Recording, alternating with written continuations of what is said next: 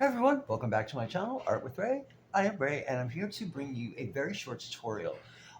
Recently, a friend of mine just got into alcohol markers, and she was having problems with feathering. In case you don't know what feathering is when you lay down an alcohol marker, and everything looks good, and then like a couple of seconds later, you see it bleeds out of the black lines. It's very, very annoying. But unfortunately, it's something that happens fairly often with alcohol markers. Now, a couple of reasons this can happen is the paper's crap. A lot of the budget markers tend to do this, although Copics will do it also. But there are ways to fix it, and I'm going to just quickly demonstrate that. So the zero marker or your colorless blender is your best friend in this. Now, a colorless blender is not a blender. You cannot lay down like a red and a yellow and then put this over it and you're going to get orange. That's not the way this works. This is not an actual blender. This actually works better or more as like an eraser. So I'm going to show you how that works. Now, number one, this is a very high quality paper with in a very high quality book. I didn't want to show on crap paper. But these are Sanjoki brush markers. They're pretty good. They are a budget brand and they do tend to feather. So let's just go in here and let's put in some color and we can see how it feathers. Okay, so you can see here that this is all fine. Like it's not bleeding out, nothing like that. Okay, so let's come on this side. See, the problem is too is I know how to use these. So feathering. Okay, there we go. You can see there, and let me just maybe bump it up a little bit better so you can actually see it. If you see here, it bled outside the line.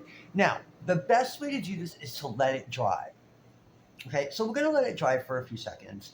Um, and then I'm going to show you how to get rid of that. And sometimes it takes more than one try, but it will work. All right, so I think we've given it enough time. So then you're going to take your colorless blender, and I like to use the chisel tip for this. So what you're going to do is you're going to come in here, and you're going to take your chisel tip, and you're going to push the pigment back in. And you're going to let it dry. Now you see, I got a little bit in here, so that's dulled it. Let me just quickly go in there and just fix that. Just so. Okay. So when this dries here, you can see it's a little wet. When that dries, it may have gotten rid of all of the pigment.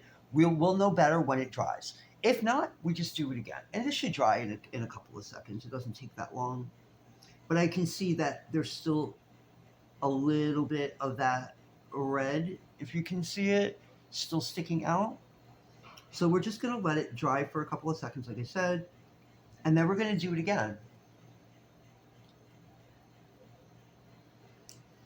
All right. So we're just going to take this and we're going to push.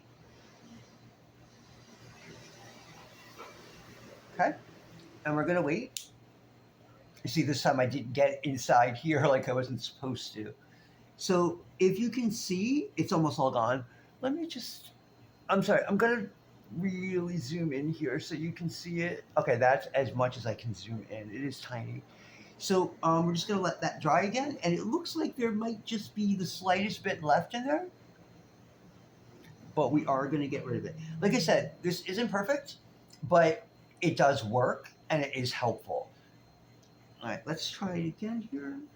Again, we're just pushing, pushing, pushing, pushing, pushing, pushing, and let it dry. And you can see it's almost all gone. It's like really, really faint here, but it's that simple.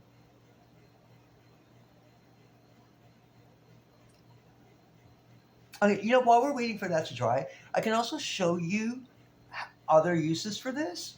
Let's say you want to use this color, but you want to use a lighter version of it. What you can do is take your colorless blender and fill in the area with the colorless blender.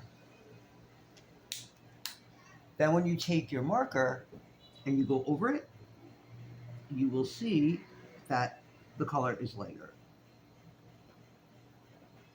When it dries, you'll notice that the color lightened up a little bit. Okay, so here it's pretty dry. You can barely see it, but you can still see it. So, being the wonderful perfectionist that I am, I really want it completely gone. This time I'm going to use the brush tip. I don't think it's going to change anything, but, you know, why not? And it does look like now, when this dries, it is completely gone.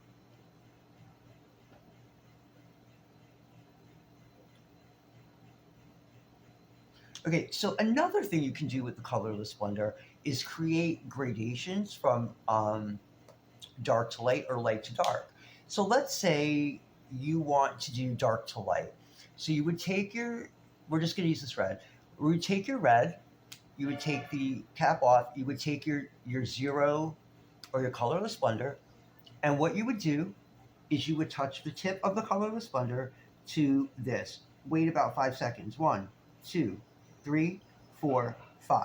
Now, if you want from dark to light, you're going to use the red. So here we go.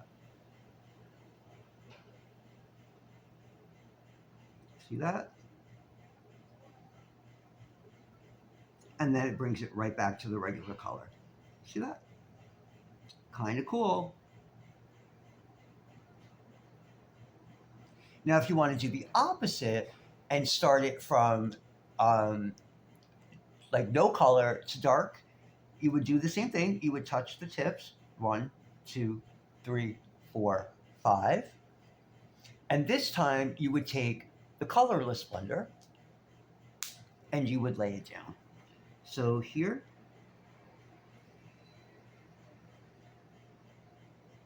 see? It makes a really nice blend. Very smooth, very nice.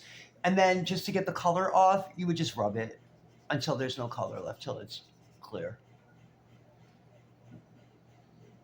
All right, so you can see here that has basically taken away that outside there, and you have fixed your thing. So here again, we went outside the lines here. I did that on purpose. I'm just going to take the brush tip and rub it up. Again, pushing that pigment up against the white line. The black line, to get rid of it. And it looks like that got rid of it really quickly. Because when you look over here, you're not seeing that color. Let me just go into a larger area to really be able to show you that kind of gradient. So let's do the dark to light. So we're going to take our colorless blender and our red. Again, we're going to touch the tips.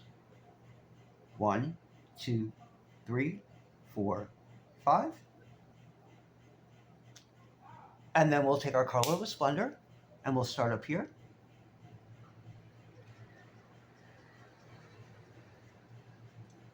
Oh, didn't transfer. Okay, sometimes that happens.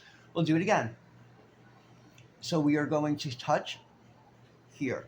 1, 2, 3, 4, 5. Wondering why this isn't working so well, but we'll see. Okay. I'm not really sure why this is doing this. Okay, we'll try it one more time. Actually, let's use the red just because it's already on here.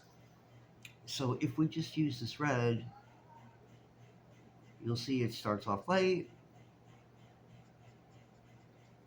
and then goes to its regular color. See? So it makes that really pretty gradient there.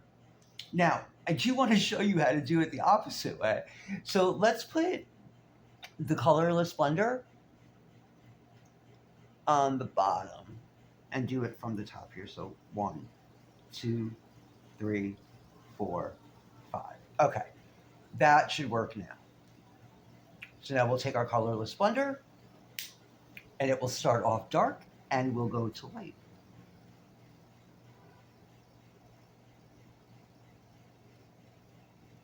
See?